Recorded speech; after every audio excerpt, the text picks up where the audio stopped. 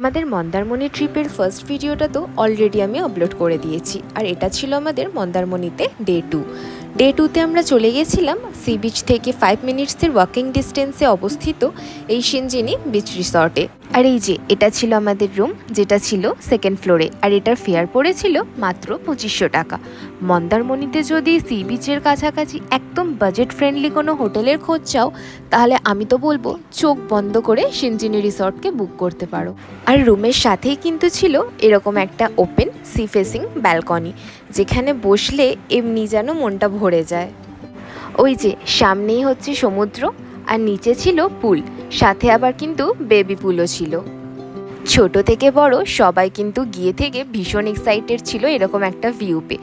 সবাই খালি ওয়েট করছিল কখন ফ্রেশ হয়ে পুলে নামবে। চলো এবার তাহলে রুম ট্যুরটা করানো যাক। এইটা ছিল টোটাল রুমটা। রুমের মধ্যে একটা টিভি রাখা ছিল, বাট সেটা আমাদের কোনো কাজেই লাগেনি। আর এখানে দেওয়া ছিল দুটো ডেন্টাল কিট, একটা কম্বের প্যাক আর একটা ইলেকট্রিক কেটেল। সাথে ছিল চা করার সমস্ত কিছু সরঞ্জাম, যেমন চা পাতা, দুধের প্যাকেট, চিনির পাউচ, সমস্ত কিছুই রাখা ছিল। সাথে দুটো কাপ আর দুটো গ্লাসও কিন্তু রাখা ছিল। রিসর্টের লোকেশন, কন্ট্যাক্ট ডিটেলস আমি সমস্ত কিছু ডিসক্রিপশন বক্সে দিয়ে দেবো। আর এখানকার স্টাফেদের বিহেভিয়ার বলুন বা ম্যানেজার, কারোর বিহেভিয়ার নিয়ে কিন্তু কোনো কথা হবে না, যাকে বলা যেতে পারে এক কথায় 10 on 10। তারপর আমরা একটু ফ্রেশ হয়ে সোজা চলে গেছিলাম ব্রেকফাস্ট করতে। আর হ্যাঁ, এখানে ব্রেকফাস্টটা কিন্তু ছিল কমপ্লিমেন্টারি। এখানে সেলফ সার্ভিসও অ্যাভেলেবেল ছিল, আবার ওনারাও কিন্তু সার্ভ করে দিচ্ছিলেন।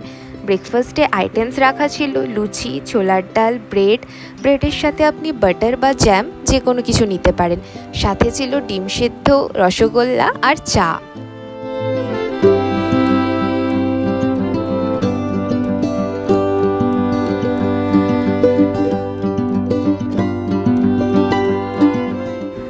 এটা কিন্তু ছিল ওনাদের ইনহাউস রেস্টুরেন্ট।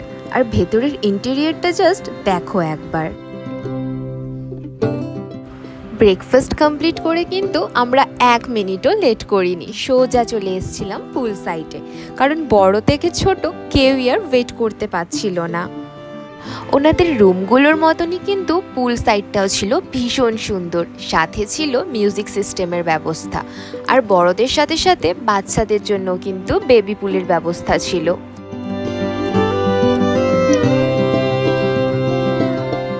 এই যে দেখো, বড়দের সাথে সাথে বাচ্চারাও কিন্তু কম এনজয় করেনি, তারাও কিন্তু 1%ও চান্স ছাড়েনি এনজয় করার।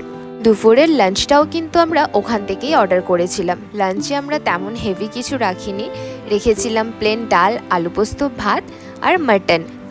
আর ওখানকার খাবারের টেস্ট আর কোয়ান্টিটি দুটোই কিন্তু ছিল অসাধারণ। খাওয়া দাওয়া শেষে বেরিয়েছিলাম একটু বিচ সাইডে। আর এখানেই যে শান্তনুদার একটা ভিডিও দিয়ে দিয়েছি, তোমাদের দরকার হলে অবশ্যই কন্ট্যাক্ট করো। শান্তনু চৌধুরী। তো এখানে যে আমাদের সিনজিনি রিসর্টের যে রুমগুলো আছে, হ্যাঁ, ডিলাক্স রুম উইথ মানে আপনার পুল ভিউ যেটা আছে, গ্রাউন্ড ফ্লোর আছে, ফার্স্ট ফ্লোর আছে, সেকেন্ড ফ্লোর আছে, ফ্যামিলি রুম আছে, কটেজ রুম আছে, কোয়াড্রাপল রুম আছে। ফ্যামিলি রুমগুলো 6% অ্যাকোমোডেশন আছে, কোয়াড্রাপলগুলো 4 জনের অ্যাকোমোডেশন আছে, আর কাপেল কটেজও আছে আমাদের। আর হচ্ছে কটেজ কোয়াড্রাপল রুমও আছে। আচ্ছা, আর এখানে ওন রেস্টুরেন্ট অ্যাভেলেবেল রয়েছে? রেস্টুরেন্ট অ্যাভেলেবেল আছে, ইনহাউস রেস্টুরেন্ট আছে, ইন্ডিয়ান চাইনিজ পাওয়া যাবে। হ্যাঁ, কোনো প্যাকেজ আছে রেস্টুরেন্টের, নাকি আমরা রেস্টুরেন্টের মেনু ওয়াইজ চুজ করতে পারবো? সিস্টেম আছে, প্যাকেজ বুকিংও হয়। প্যাকেজ বুকিংয়ের ক্ষেত্রেও আমরা যখন হচ্ছে বেশি পরিমাণে ট্যাক্স বেশি থাকে, তখন আমরা প্যাকেজ বুকিং করি, থাকা খাওয়া নিয়েও, ঠিক আছে। আর ইন্ডিভিজুয়ালি সব কিছু হয়। আর সব রকমের খাবার অ্যাভেলেবেল রয়েছে, মানে চাইনিজ, মাল্টি কুইজিন রেস্টুরেন্ট রয়েছে, ঠিক আছে। এই দাদা কিন্তু ছিল ভীষণই হেল্পফুল আর ভীষণ ভালো। আর এই যে রাত্রিবেলায় একবার পুরো রিসর্টের ভিউটা দেখো, কি অসাধারণ লাগছে না? এরকম একটা ভিউ দেখে আমরা তো শেষমেশ সন্ধেবেলায় বিচে যাওয়ার প্ল্যান ক্যান্সেল করে আবার সবাই মিলে নেমে পড়ি সুইমিং পুলে। আর এত সুন্দর ভিউ যে উঠতেই ইচ্ছে করছিল না। এইভাবেই কখন যে 2 দিন কেটে গেল কেউ বুঝতেই পারলাম না। আবার যে যার দৈনন্দিন ব্যস্ত জীবনে ফিরে চললাম, কিছুটা মন খারাপ আর অনেকটা স্মৃতি নিয়ে। প্রচণ্ড পরিমাণে হই হুল্লোড় মজা আড্ডা সব কিছুতে 2 দিন যেন চোখের নিমিষেই কেটে গেল, কেউ যেন টেরটাও পেলাম না। আর কি করার, এবার সবাই সবার ব্যস্ত জীবনে ফেরার পথে রওনা হলাম। যাওয়ার আগে আর একবার ভালো করে জায়গাটা দেখে নিলাম। রাস্তায় কিছুটা আসার পর আমরা এখান থেকে নিয়েছিলাম পেয়ারা মাখা আর আম মাখা। কোলাঘাটে পৌঁছে আমরা ওখানে লাঞ্চটা সেরে নিয়েছিলাম। আর এই যে পিউরানি সেই প্রথম দিন থেকে বলেছিল ধোসা খাবে, প্রথম দিন তো আর ধোসা পাওয়া গেল না, তাই শেষ দিনে ফেরার পথে ধোসাটা কিন্তু মিস করা চলল না। ধোসা পেয়ে তো সে ভীষণ খুশি। আর এখানে আমাদের জন্য নেওয়া হয়েছিল তন্দুরি নান, চিকেন ভর্তা, চিকেন কষা এইসব। এই তো দেখতে দেখতে প্রায় বাড়ির কাছে পৌঁছে গেছি। আর এখানে মুখটা দেখলেই বুঝতে পারবে যে সে কতটা মন খারাপ নিয়ে ফিরছে। আজকের ভিডিওটা তাহলে এখানেই শেষ করছি। ভিডিওটা কেমন লাগলো কমেন্টে কিন্তু অবশ্যই জানিও।